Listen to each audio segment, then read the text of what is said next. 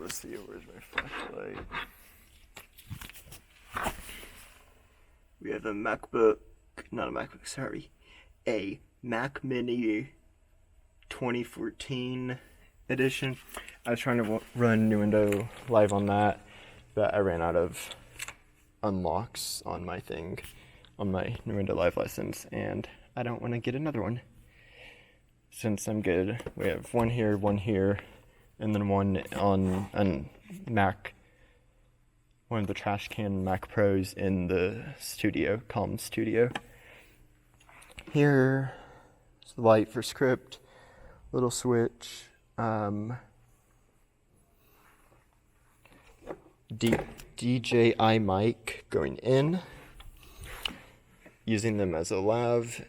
Well, it's reverse lav. I'm currently the one that you see there, that's with that red dot. That's recording this conversation right now, and I use these headphones basically as a IEM. These are the Sennheiser SMH 1000. I like them. They're really good. I have an iPad Pro here, which I need to configure its IP so it won't stop dropping, or so it stops dropping it. So it will probably disconnect. We finally got the intercom ports here.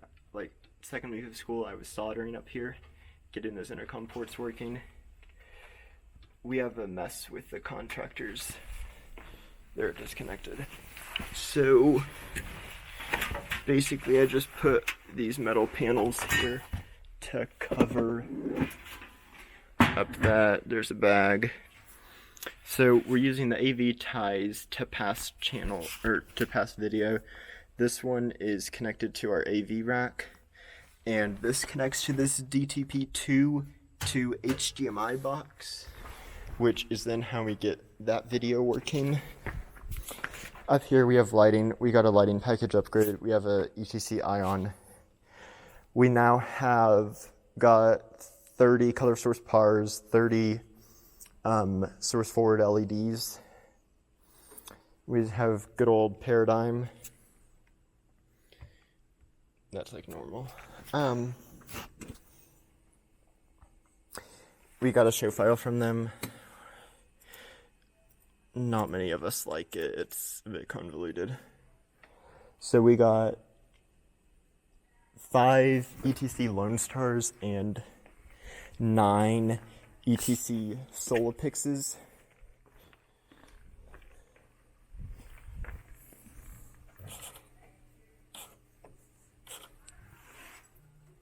Let me grab my mic.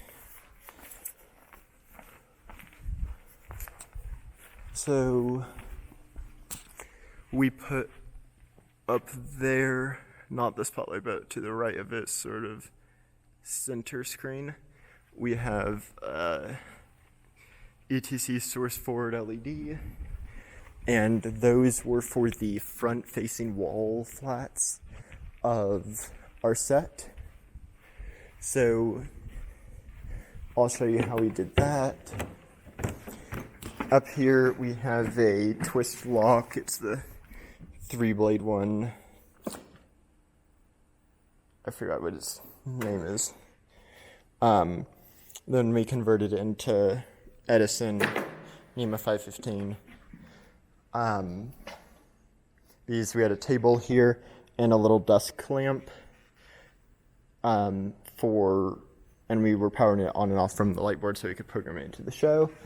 So that is running over here and into the side wall pocket input, so that's 126, which then I just gave our lighting programmer, light designer, channel 126 on the magic sheet for it. So the reason we have those things is they used to have a big rail here with 3 or 9, however many, ellipsoidal lights, probably just source 4s, to give some nice side light. Same on that side. We figured out that those boxes up there are for flags. That antenna up there is for the wireless headsets, the Clearcom ones. We have our Grand control here. Up, down, it's a motorized Grand. They're replacing it for the movie Traveler to be motorized. Well, I guess it will be a movie screen now, or however it gets changed. And then our Grand will be on a line set. So we aren't using 125, but 124, we have it going to stage pin to just Edison to power this TV.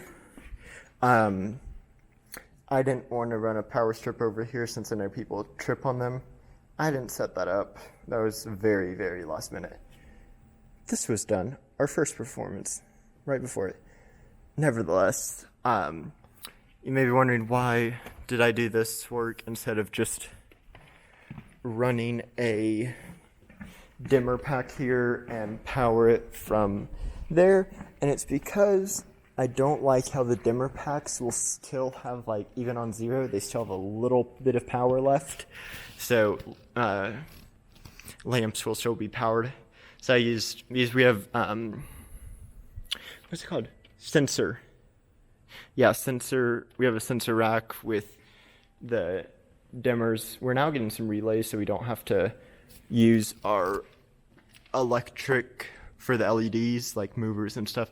We don't just have to park them at full. And now what we did is we went in on the channel on the sensor rack and changed them to be on relay and not dim mode. So it's literally impossible to dim it unless somebody resets the sensor rack or changes it back. So here, this AV tie is also to this DTP2 box, to the HDMI that gets that video over here. All the AV ties, this is our stage manager box, all the AV ties connect over there. So we were talking about how the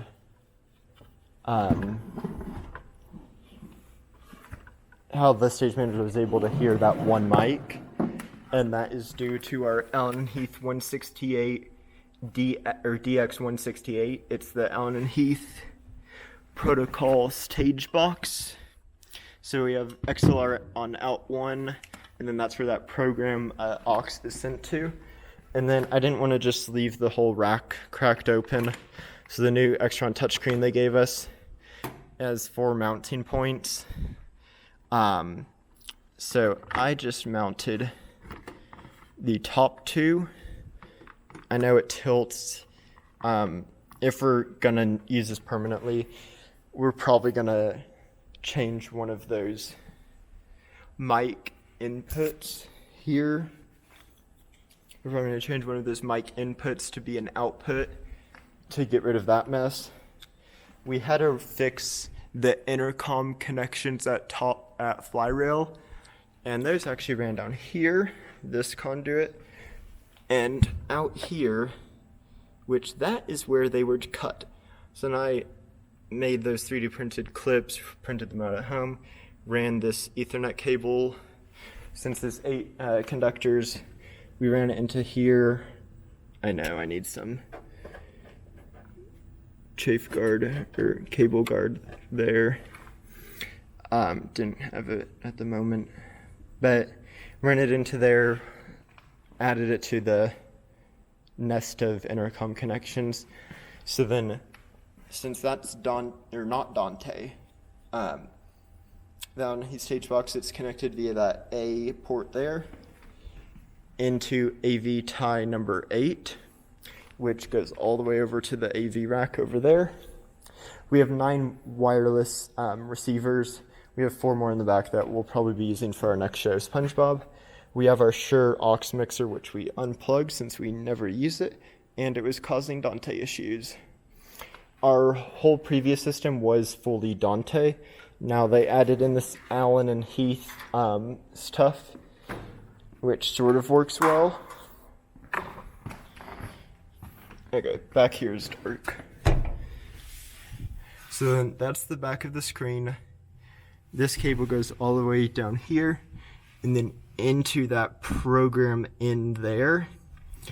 And then on the front of the screen here, if you If you pull this little pin out and then pull this one, that little front cover will come off. And in here, there's one labeled ABCD program on off. You can see that one there is flipped down to give to give channel B the program intercom. Now granted, any headset plugged into here will be able to hear the program, except because of all the moving parts and walls falling, the stage manager over here had a wireless headset, so they didn't have to deal with listening to that Jonathan mic the whole time. That may be it for everything here. That panel there is intercoms. I have a little wiring diagram in there too. Our Dante switches, the installers, not me, I wouldn't have done it this way. We did that here. They covered it up. These buttons were all separate, then they took out the buttons and we're like, no, we need them. Speaking of stuff they took out, this wire here is for our floor pocket LED lights, which the box is currently sitting on our architectural server rack. So yeah, just hook up positive and negative there, and then all the LED floor strips in our stage floor pockets, all 4 of them, here, there, over there, and over there, will light up. In each of here we have, in here we have 3 stage pin connections into Edison. The Edison are always powered, stage pin aren't. Currently whenever house lights go off, those little lights on the side of the aisles will go off as well. Same for the ones up on the balcony. So what we did is, well, I did. Most of the stuff here I have done, and I'm trying to document it so when I graduate at the end of this year, y'all will still have it. Most of those, or all those LEDs, I just went into the sensor rack and told the controlling computer, that controller, to keep them on. We have 2 96s and a smaller one.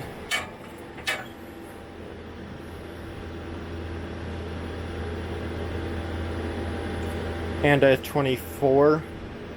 They're all the D20 dimmers. Sorry about that. They're all the D20 dimmers. This is mainly the architectural one. This goes into the 200s, or it starts there. Or it doesn't start, it ends there. DMXA and is always out on it because it's getting through the network SICN, scanning ACN. We literally have the new relays sitting here.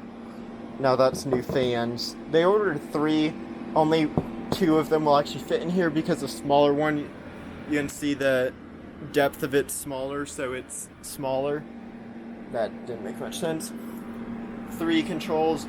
We do not have the advanced feature card. I wish we did. There's a pass-through to here to the costume room, and one from in here, the dimmer room, to the under the flat storage, and it goes near the audio box, well, the mic storage.